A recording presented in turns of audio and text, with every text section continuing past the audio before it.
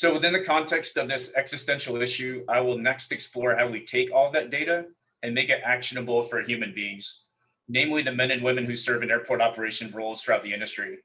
So if you stick with me for about 12 minutes, I promise a really big payoff. You're going to come away feeling more confident in your ability to use small actions that you manage today to drive big gains in sustainability. And let's start by addressing the underlying root cause issue, Time is which we have on the screen here. As humans, we are the antithesis of digital. We are by definition analog creatures. We're illogical, right? We're ruled by emotion, and we do things that are often quite opposite to our very own interests. So how do we bridge this gap between the analog human being and the data-driven world of where we want to be? How do we get our airport operations colleagues to collect and use this data in a way that drives big change? Well, the answer lies in a field of study that honestly couldn't be further afield from logic and data, and it is the study of human motivation. So if we go to the next slide. So regardless of the field of psychology, at this point, it's pretty well established that our health, our resilience, and our outlook are far better when we are motivated intrinsically rather than extrinsically. So by intrinsic motivation, I'm referring to those actions that we take because we innately enjoy them and through which we find personal satisfaction, like walking our dog, or I coach my son's athletic sports teams. By extrinsic motivation, I'm referring to actions that we take in order to gain an external reward, like pursuing money or fame. And the science couldn't be clearer on this. To start the positive flywheel moving, to keep it going perpetually, we want to create environments where people are driven intrinsically to act. In our context, that means intrinsically motivating our aviation colleagues to take actions that have a positive environmental impact. Well, as we move to the next slide, there's really good news here around how do we do that. A tremendous amount of research has been done on identifying the conditions that fuel intrinsic motivation. One of the leading frameworks is self-determination theory. In dozens of contexts over the last 50 years, this theory has shown time and time again that optimal well-being and intrinsic motivation flow when three conditions are present. You see them here on the screen. First, when we have autonomy, when we feel that we take actions because we choose to take them. Second, when we have relatedness, when we feel that we belong to a community that we value, and in return, that community values us. Finally, when we feel competent, when we have an understanding of what's expected of us, and we receive feedback that confirms we've mastered those expectations. Now, let's take a look to see how this framework applies to airport operations.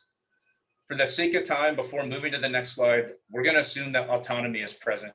Airport operations team members cover a significant amount of distance during their workday. They perform tasks at different workstations. For those that have been in airport operations, it's very rare for the supervisors to follow them around. So while working, our colleagues have a lot of control over their bodies and the actions they take. And so, for the sake of brevity, we're going to assume today that they have autonomy. So with that box checked, let's move to the next slide where we could talk about the second component, which is relatedness. For relatedness to be present here, we need our colleagues to feel like they belong to a community that they value and that values them. To help provide perspective on the causes they value, I think looking at the age demographics of our airport operations colleagues provides some clues. As you can see here, over half of the US airport operations workforce is staffed by members of the millennial and Gen Z generations. These younger generations comprise an even larger percentage of the workforce in emerging aviation markets like Latin America, Asia, and Africa. So how can that help us here? What do members of these two generations both prize? As we turn to the next slide, you'll see fairly quickly, it's environmental advocacy. Amber touched on this at the beginning, and I'm sure this doesn't come as a surprise to most of you, but members of these two generations are focused heavily on environmental sustainability and climate change. These are core values to them. It shapes their behaviors as consumers, and they certainly do as employees. In a recent Fast Company survey, over 70% of millennials said they were more likely to work for a company based on its environmental agenda. Similarly, over 90% of Generation Z believes employers should actively support social and environmental issues. While some could see these viewpoints and this perspective as potential pitfalls for our industry, which again, Amber pointed out at the outset, accounts alone for 2.5% of the world's climate warming problem. In this context, it's oddly quite the opposite. the data shows that a majority of those working in airport operations want to belong to the environmentalist community. They want to seek its acceptance. As such, just like autonomy, we can check the box for relatedness as well within the context of self-determination theory. So this brings us to our final component. It's honestly the most difficult, and until recently was fairly impractical to solve. That component is, of course, competence. If you remember, competence is understanding what's expected of you and receiving feedback that confirms you've met those expectations. While preparing for today, I found this quote on the topic particularly insightful. There is a crippling vagueness about what sustainability means. Again, a crippling vagueness about what sustainability means. And for the longest time, that was true in our industry. People didn't know where to start.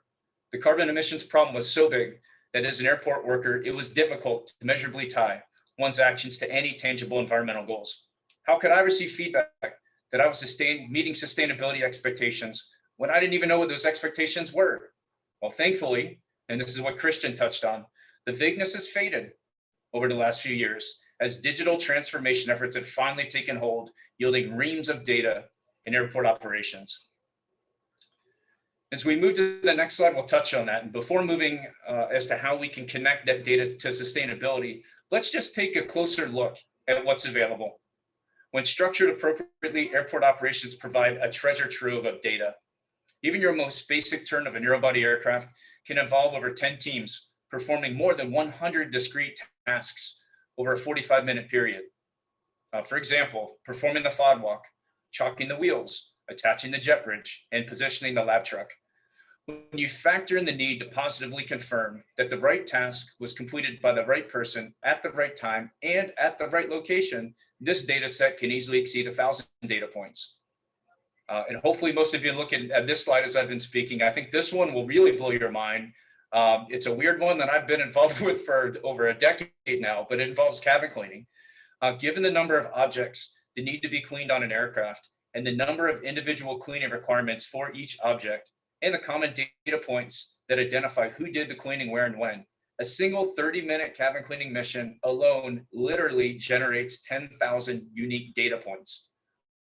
So with that, let's put it all together. So moving on to the second to last slide. With this data, we can begin crafting the SMART goals that affirm competence. And for those of you unfamiliar, when I say SMART, I'm referring to specific, measurable, actionable, realistic, and timely goals. The key to the sequence is providing a templatized collaboration platform. The platform will structure this massive data schema and route the right data points to the right person at the right time via web and mobile applications. This can be viewed in 4 phases that you see on the screen. First is templatization. In advance, operational data is used to build templates that serve as tactical game plans to meet operational needs.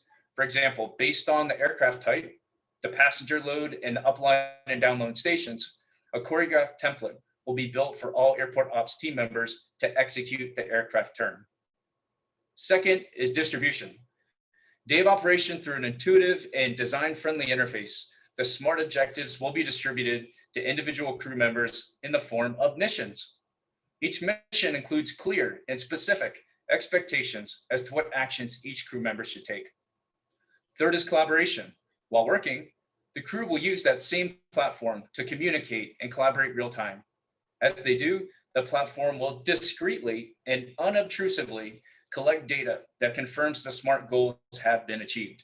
In parallel, data being generated by sensors will also be fed into the system to confirm individual expectations have been met. The fourth and final phase is reflection. Immediately after missions are completed, the system will provide real-time feedback to individual crew members on how they performed their tasks. As Dan will share in a minute, it also uses nudging strategies to help team members course correct when they fall short of their goals. Okay, so we've now removed the vagueness, right, around sustainability. We're effectively collaborating real time around a complex data set. And 3, we're providing competence affirmation that individual SMART goals are being met. So we're ready finally for the final piece.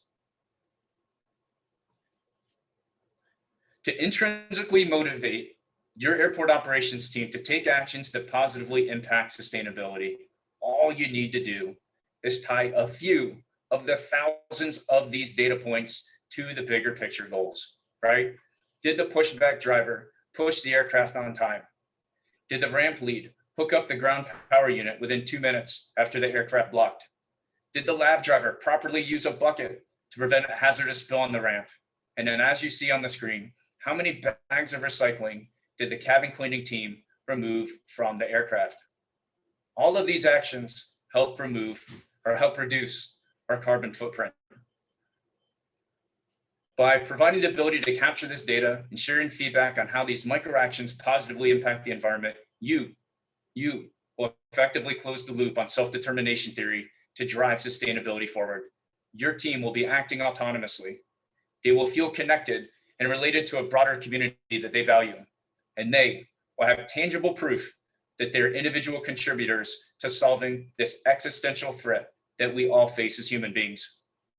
And as I promised at the outset, 12 minutes after I started, Jan Willem, through small actions that you already managed in your airport operations today, all of you on this call can help drive big change.